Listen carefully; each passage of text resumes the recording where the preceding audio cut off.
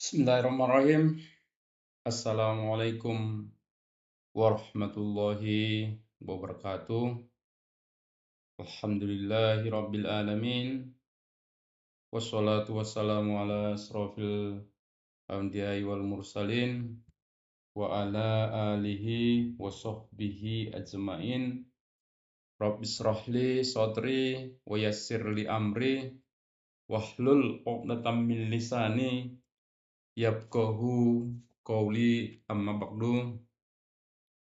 Yang selalu saya banggakan, teman-teman seluruh mahasiswa UNDI, khususnya Fakultas Ekonomi, program studi bisnis digital yang berhadir dalam perkuliahan hari ini.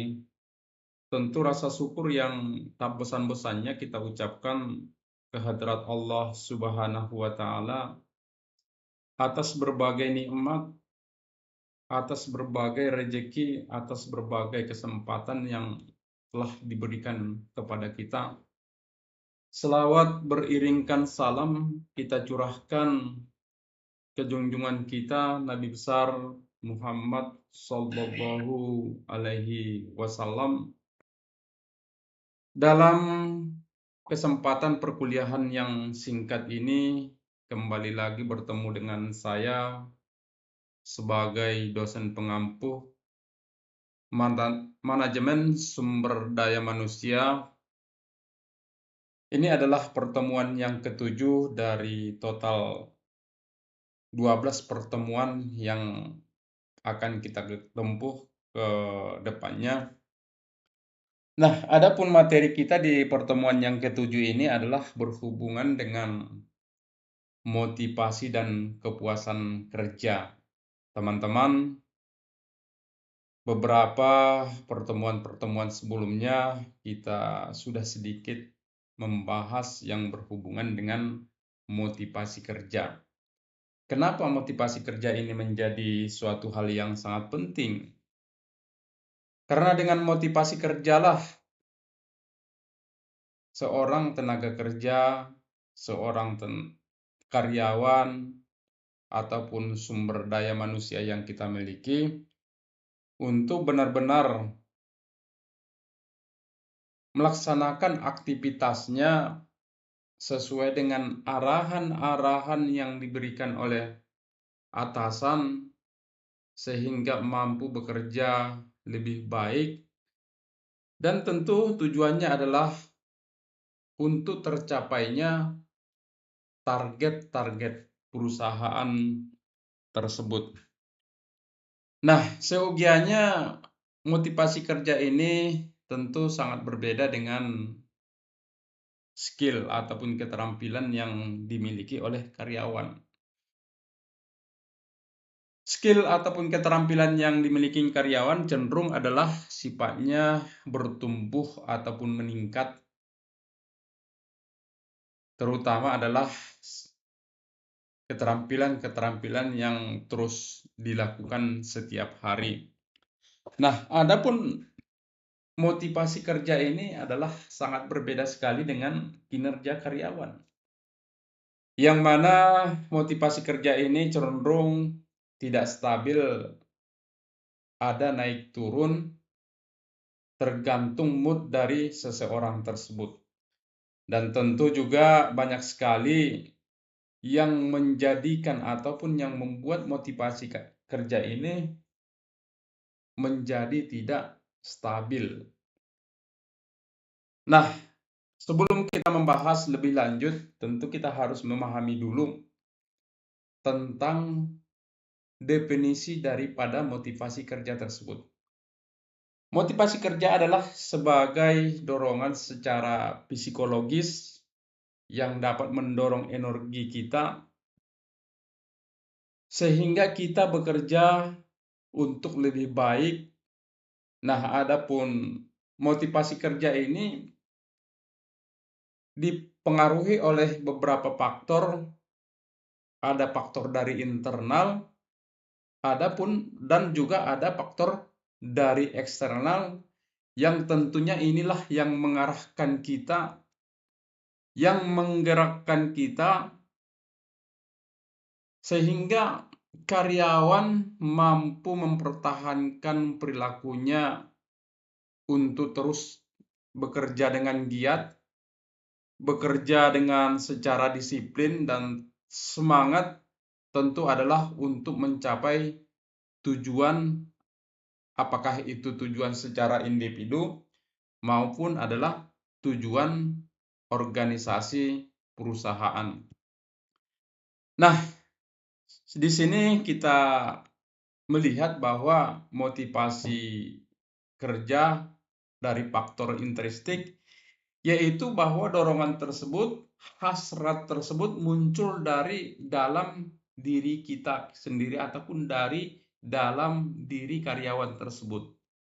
Yang mana dorongan itu adalah sehingga si karyawan mampu ataupun mau melakukan pekerjaan dengan sebaik-baiknya. Nah, tentu ini adalah berhubungan dengan keputusan pribadi, kesenangan, maupun rasa tanggung jawab dari pencapaian-pencapaian yang akan ditargetkan. Nah, berasal dari diri dalam sendiri, yaitu motivasi muncul tanpa paksaan eksternal, yaitu memang benar-benar seseorang tersebut adalah bekerja tanpa dipaksa, tanpa ada dorongan dari pihak-pihak tertentu, tanpa ada dorongan dari atasan, tanpa ada dorongan dari pimpinan, maupun dari dorongan-dorongan rekan kerja. Nah, kemudian apa yang membuat seseorang terdorong dari dirinya sendiri? Yaitu adalah kepuasan pribadinya. Bahwa dia merasa pekerjaan itu adalah merupakan suatu pekerjaan yang sangat menyenangkan. Kita lihat banyak sekali pekerjaan-pekerjaan, barangkali pekerjaan tersebut adalah seugianya tidak menghasilkan banyak income, tapi karena pekerjaan-pekerjaan tersebut adalah suatu pekerjaan yang disenangkan, sehingga inilah yang membuat seseorang menjadi termotivasi. Nah, kemudian juga ada bekerja karena berdasarkan tantangan ataupun pertumbuhan. Barangkali saya pun berada di kampus Undi ini adalah salah satu motivasi yang utama saya karena tadi tantangan dan pertumbuhan tersebut. Kalau kita lihat dari segi income, dari segi salary yang diterima, adalah barangkali saya tidak mungkin berada di tempat ini. Tapi karena saya ingin terus bertumbuh, terutama dari kemampuan-kemampuan saya berhubungan dengan keilmuan ekonomi, sehingga itulah yang membuat saya termotivasi untuk berada di kampus ini.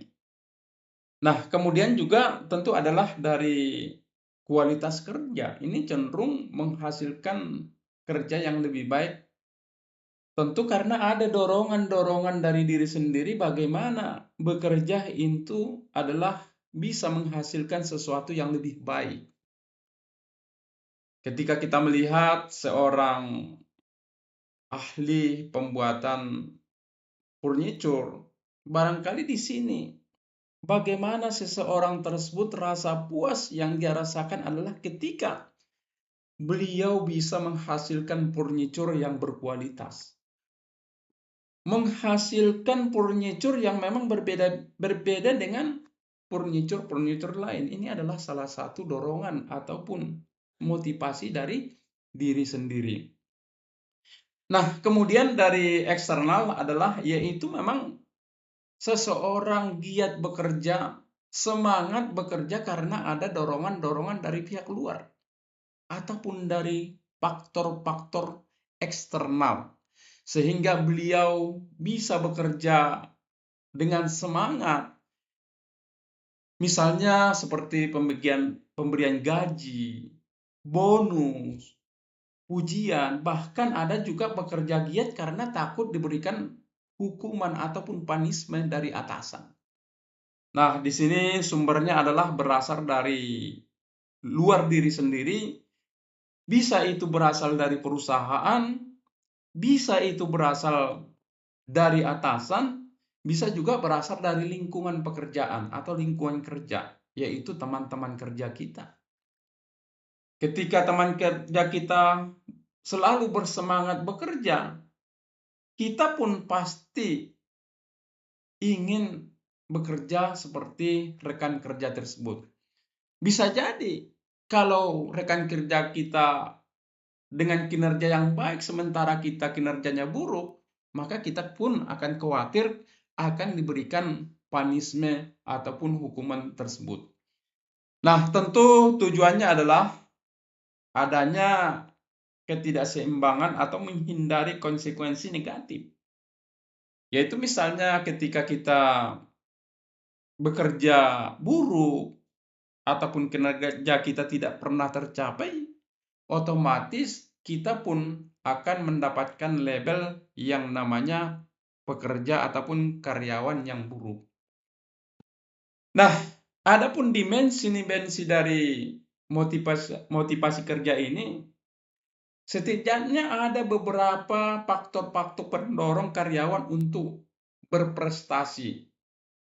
Nah, ini pada umumnya mencakup penyediaan kebutuhan fisik seperti gaji, rasa aman, hubungan sosial, dan lain-lainnya. Nah, setidaknya ada 5 dimensi dari motivasi kerja tersebut. Yang pertama adalah kebutuhan psikologis, kemudian juga ada yang namanya kebutuhan rasa aman, kebutuhan sosial, dan juga ada kebutuhan penghargaan, dan yang terakhir adalah kebutuhan dari aktualisasi diri. Nah, ini akan kita bahas pada slide-slide selanjutnya, yaitu dimensi kebutuhan motivasi psikologis. Nah, ini adalah tingkat dasar yang mutlak dipenuhi karyawan untuk mempertahankan hidup dan kelangsungan kerja. Nah, ada beberapa yang menjadi indikator dari kebutuhan psikologis tersebut. Yang pertama adalah tentu kebutuhan gaji. Teman-teman, gaji ini akan memberikan ketidakseimbangan dasar finansial yang cukup untuk memenuhi kebutuhan pokok, sandang, dan pangan. Nah, apabila gaji yang diberikan adanya ketidakseimbangan, maka ini barang tentu akan menjadi motivasi yang menurun tersebut. Nah, kemudian juga bonus yang didapatkan ataupun intensif yang diberikan oleh perusahaan. Dengan tambahan uang saku ataupun kompensasi di luar gaji pokok, tentu ini menjadi pendorong tersendirinya untuk seseorang mau ataupun rela bekerja dengan baik. Nah, kemudian adalah fasilitas di mana tempat kerja, di mana perusahaan mampu menyediakan sarana fisik yang mendukung sehingga bekerja bisa lebih nyaman, seperti ruangan yang ber-AC, kondisi pencerahan yang maksimal. Ini adalah bentuk-bentuk yang bisa menjadi motivasi seseorang untuk bekerja lebih baik. Nah, kemudian juga teman-teman ada diberikan waktu yang luang untuk istirahat. Adanya jam-jam istirahat ini menjadikan suatu seseorang termotivasi, terutama adalah untuk kembali mengisi energinya sehingga lebih produktif kembali. Nah, berikutnya teman-teman adalah sehubungan dengan kebutuhan fisik dasar, yaitu misalnya kebutuhan biologis, seperti ketika kita bekerja selalu difasilitasi air minum gratis, makanan gratis, ataupun kita berada di lingkungan yang tidak ekstrim, ataupun lingkungan yang benar-benar bisa membuat kenyamanan secara fisik maupun mental kita. Nah, teman-teman, kemudian dari dimensi kebutuhan rasa aman, yaitu adalah motivasi kebutuhan yang mana fokus pada keinginan karyawan akan stabilitas.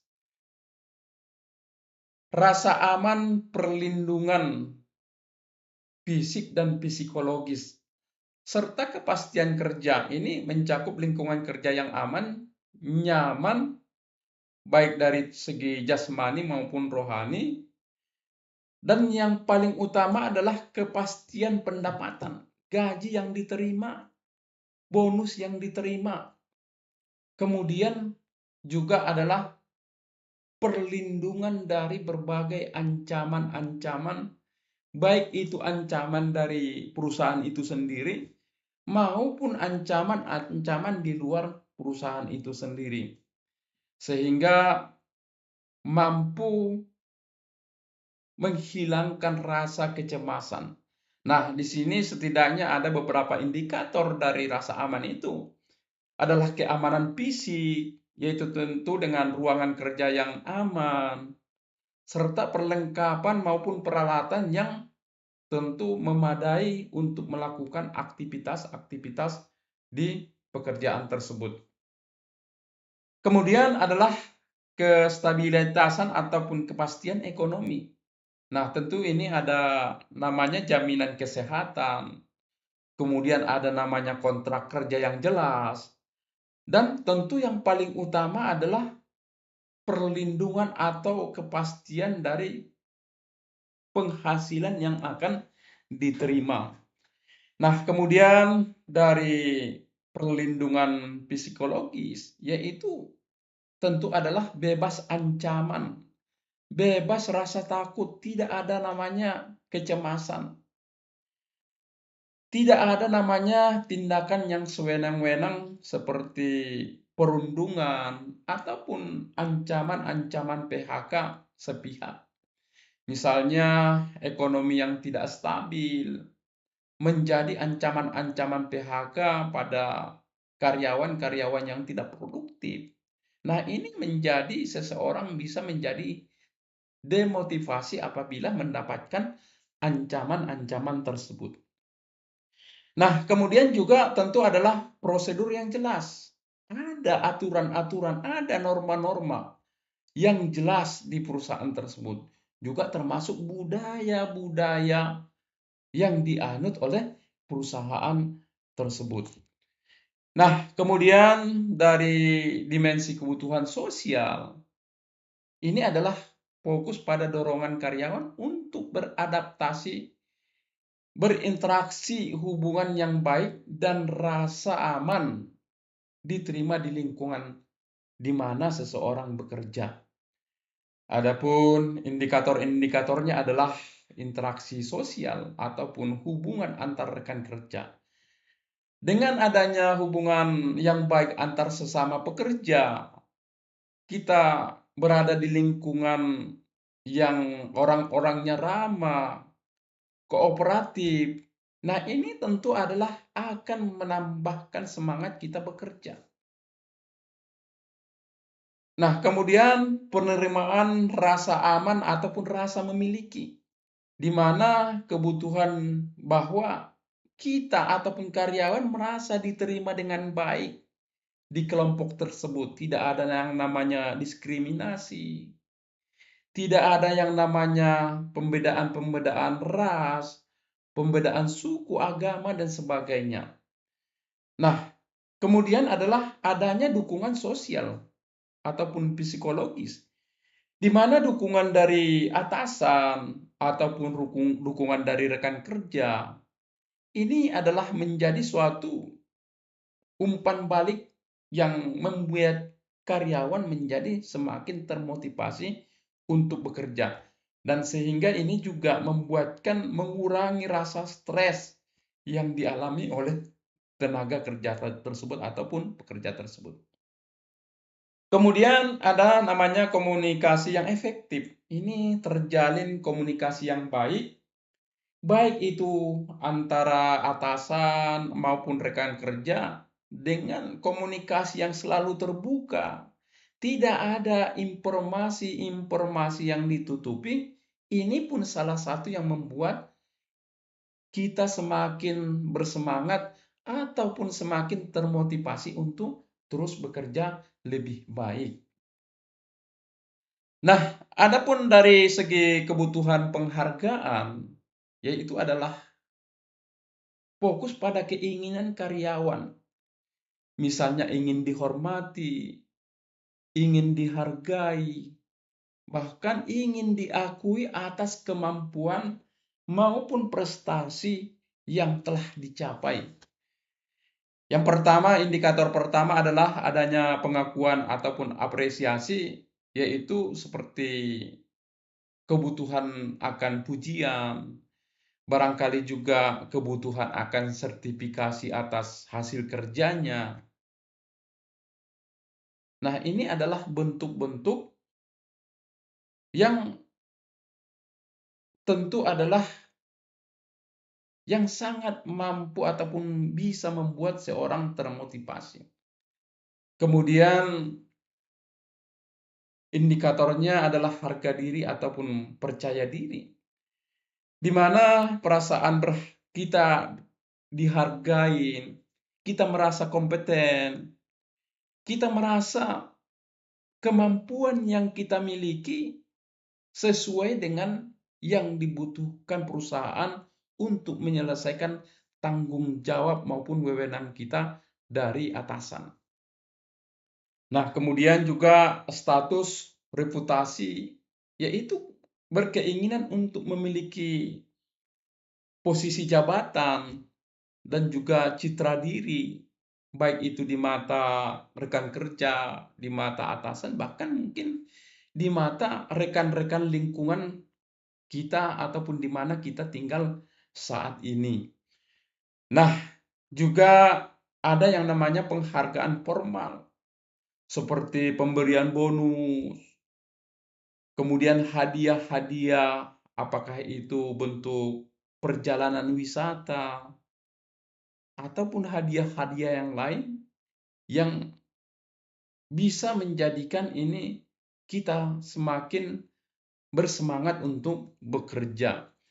Kemudian penghargaan lingkungan sosial, tentu ini adalah bahwa kita merasa dihormati oleh lingkungan yang ada di sekitar kita, baik itu lingkungan perusahaan maupun lingkungan di mana kita tinggal saat ini. Nah, kemudian juga adalah kebutuhan aktualisasi diri. Ya, ini adalah mendorong individu untuk mewujudkan potensi diri yang dimiliki. Kreativitas yang dimiliki untuk mencapai diri yang ideal. Di sini ada namanya pengembangan diri yang potensial, kemudian juga pekerjaan yang menantang, juga peluang kreativitas inovasi. Ternyata pekerjaan yang menantang itu menjadi suatu motivasi bagi beberapa orang. Semakin menantang pekerjaan yang diberikan kepada kita, maka kita pun akan semakin giat untuk belajar, dan tentu adalah tujuannya untuk pertumbuhan diri kita sendiri ataupun pertumbuhan dari karyawan tersebut. Nah, juga ada yang namanya pengembangan karir yang jelas, yaitu tadi struktur karir yang jelas antara staf, leader, sampai posisi-posisi tertinggi seperti manajer. Kemudian ada pengakuan ataupun kontribusi yang penting, bahwa apa yang kita kerjakan, tanggung jawab yang yang diberikan kepada kita benar-benar berkontribusi nyata bagi perusahaan ataupun untuk mencapai tujuan perusahaan tersebut. Kemudian kemandirian dalam bekerja. Kita diberikan kebebasan. Kita diberikan kepercayaan penuh untuk menyelesaikan tugas-tugas yang telah dipercayakan kepada kita. Nah, ketika kita merasa tidak diberikan kepercayaan, merasa orang-orang yang ada di sekitar kita tidak meyakini atas kemampuan kita ini membuat kita menjadi demotivasi. Nah, itulah motivasi. Kemudian kita masuk pada kepuasan kerja. Apa sih yang menjadi seseorang merasa puas atas pekerjaan ataupun kinerjanya di suatu perusahaan? Nah, kepuasan kerja ini adalah perasaan yang sangat positif dari sikap emosional yang kita miliki, yaitu dan pandangan menyenangkan seseorang karyawan terhadap kerja ataupun lingkungan kerjanya. Nah, kepuasan yang tinggi tentu akan meningkatkan produktivitas, akan meningkatkan loyalitas, dan juga mampu meningkatkan motivasi tersebut. Motivasi yaitu tentu adalah motivasi yang datangnya dari eksternal. Nah, sementara ketidakpuasan ini akan memicu ketidakhadiran ataupun keinginan keluar dari perusahaan tersebut. Nah, faktor-faktor utamanya tentu adalah adanya gaji yang sesuai, kemudian ada rasa keadilan, dan juga ada rasa dukungan, baik itu dukungan dari rekan kerja, dukungan dari pimpinan, dan juga ada kesempatan untuk berkarir. Ada kesempatan untuk menempati posisi-posisi yang penting. Ini adalah bentuk-bentuk kepuasan kerja seseorang. Nah, adapun faktor-faktor ataupun dimensi dari kepuasan kerja tersebut ada berdasarkan pekerjaan itu sendiri, pekerjaan itu menantang atau tidak, bervariasi atau tidak. Kemudian tentu adalah gaji ataupun kompensasi yang diterima. Ada rasa keadilan. Gaji yang terima membuat kita semakin sejahtera, sehingga ini menjadikan beban hidup kita semakin ringan.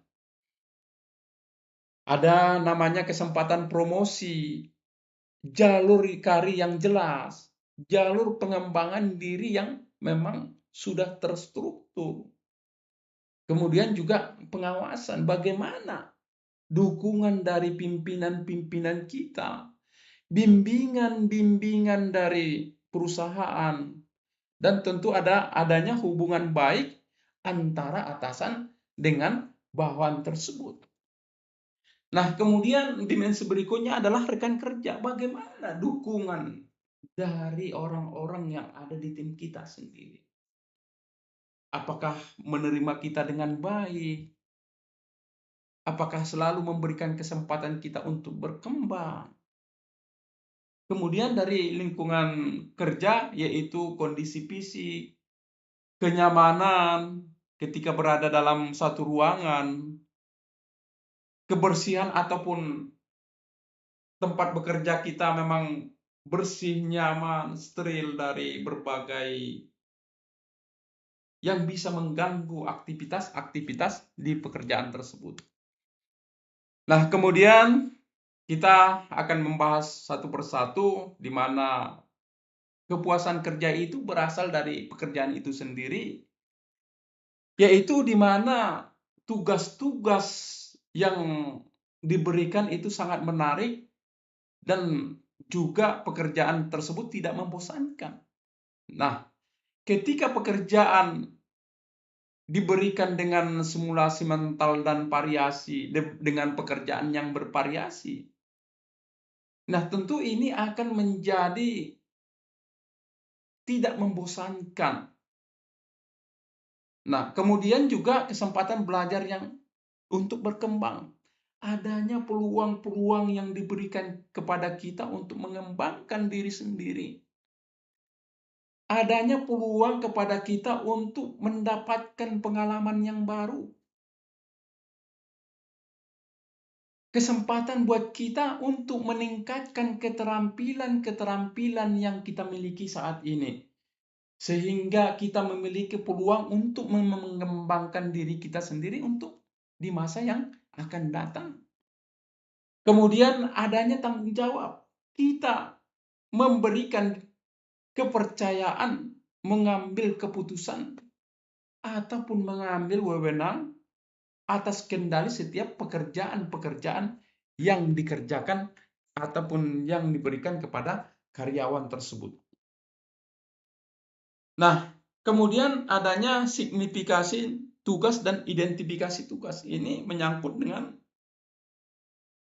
bagaimana pekerjaan tersebut merasa sangat penting untuk perusahaan. Dengan tentu adalah dari hasil pekerjaan kita itu adalah menghasilkan sesuatu yang memang jelas dan ada tujuannya.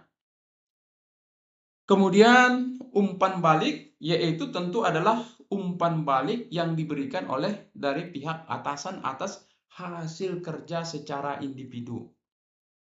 Nah, kemudian dari kepuasan kerja dari kompensasi ataupun gaji yang diterima, tentu ini adalah pertama kesempatan promosi, ada jalur karir yang pengembangan diri, kemudian pengawasan, dukungan, juga bimbingan dari atasan. Juga ada dukungan dari rekan kerja, kemudian juga lingkungan kerja, yaitu fisik, kenyamanan fisik kita, kebersihan tempat kerja. Nah, adapun dimensi kompensasi gaji ini, setidaknya ada gaji yang merasa gaji yang diterima sebanding dengan beban kerja, sebanding dengan tanggung jawab, dan juga tentu sebanding dengan gaji yang diterima oleh rekan kerja kita, kerja karyawan-karyawan yang lain. Nah, kemudian upahnya ini di mana penerimaan uang secara langsung dengan konsisten. Jadi artinya memang apabila gaji ataupun upah diberikan setiap 1 bulannya, maka ini harus konsisten diberikan setiap bulan. Atau barangkali setiap minggu, ini harus diberikan konsisten dalam setiap minggu. Kemudian insentif ataupun bonus ini memberikan tambahan atas prestasi kerja di atas standar efisiensi ataupun pencapaian target. Ketika seorang karyawan selalu bekerja melebihi dari ekspektasi perusahaan ataupun target-target yang diberikan kepada seseorang, tentu di sini adalah ketika diberikan bonus tambahan, maka seseorang tersebut pun sudah pasti akan merasa puas apa yang diterima.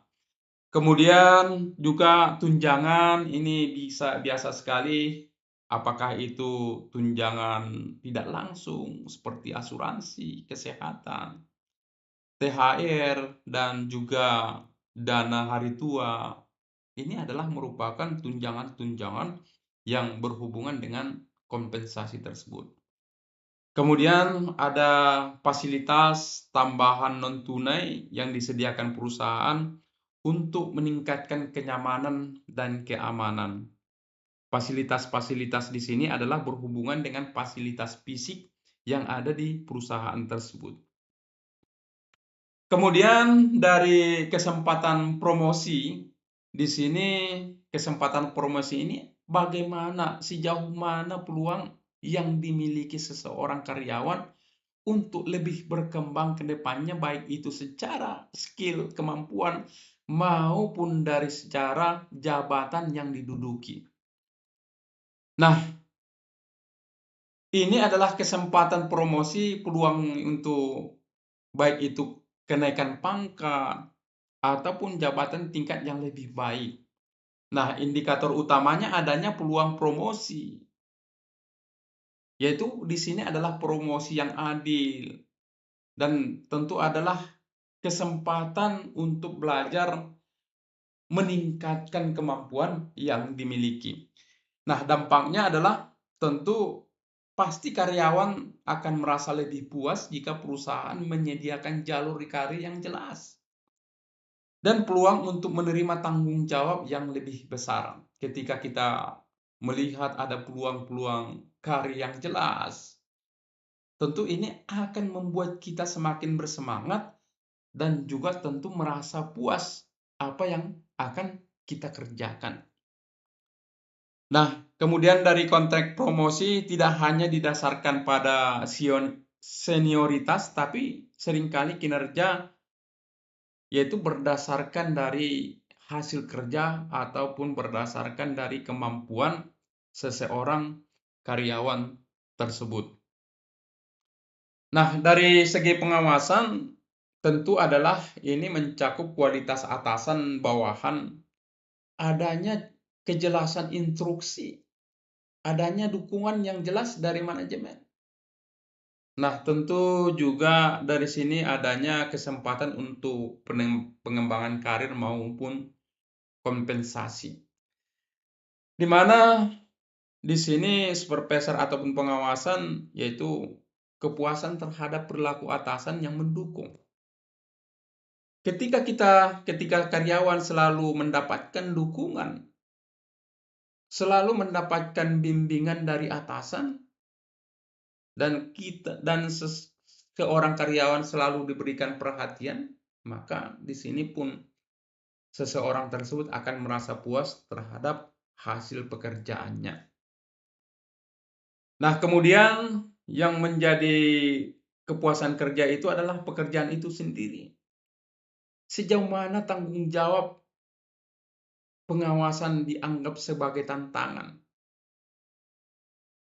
Bagaimana seorang atasan memberikan otonomi yang bebas, yang seluas-luasnya, memberikan kesempatan untuk meningkatkan keahliannya, dan juga memberikan tanggung jawab lebih atas pekerjaan tersebut. Dan juga kesempatan promosi ataupun pengembangan tadi sudah dibahas di slide-slide sebelumnya. Kompensasi dan imbalan tentu ini juga berhubungan dengan gaji yang diterima, bonus yang diterima, juga tunjangan-tunjangan yang diterima. Nah, juga berhubungan dengan rekan kerja, interaksi sosial antar rekan kerja ini akan menjadi sesuatu yang membuat kinerja tersebut akan merasa lebih puas. Kondisi pekerjaan, lingkungan pekerja, maupun prosedur SOP, peraturan-peraturan yang diberikan yang mendukung kinerja dari pengawasan tersebut. Nah, kemudian kepuasan kerja berdasarkan rekan kerja. Ini adalah mengukur sejauh mana hubungan antar karyawan yang terjalin di lingkungan kerja tersebut. Tentu di sini lingkungan kerja yang positif, ada rasa saling mendukung, selalu ada saling membantu, bahu-membahu. Ini adalah rekan kerja yang benar-benar memberikan suatu kepuasan. Yaitu dukungan sosial emosional, dengan memberikan rasa nyaman, rekan kerja yang selalu ramah, suportif. Ini akan menciptakan lingkungan sosial yang nyaman. Adanya persaingan yang stabil, yang tidak ada namanya saling jatuh menjatuhkan.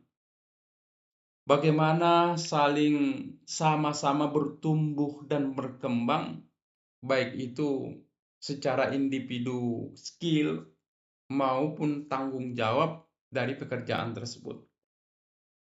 Kemudian ada yang namanya kerjasama, komunikasi yang baik dalam setiap penugasan ataupun tanggung jawab yang diberikan perusahaan kepada karyawan tersebut.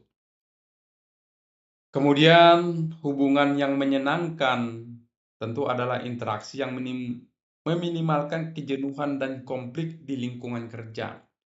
Nah, tentu semakin tinggi konflik yang ada di lingkungan kerja, semakin tinggi konflik antara bawahan dengan atasan, semakin tinggi konflik sesama tim ini akan membuat suatu kejenuhan yang pada akhirnya akan mengakibatkan demotivasi, bahkan pasti akan tidak merasa puas hasil daripada pekerjaannya ataupun kinerjanya.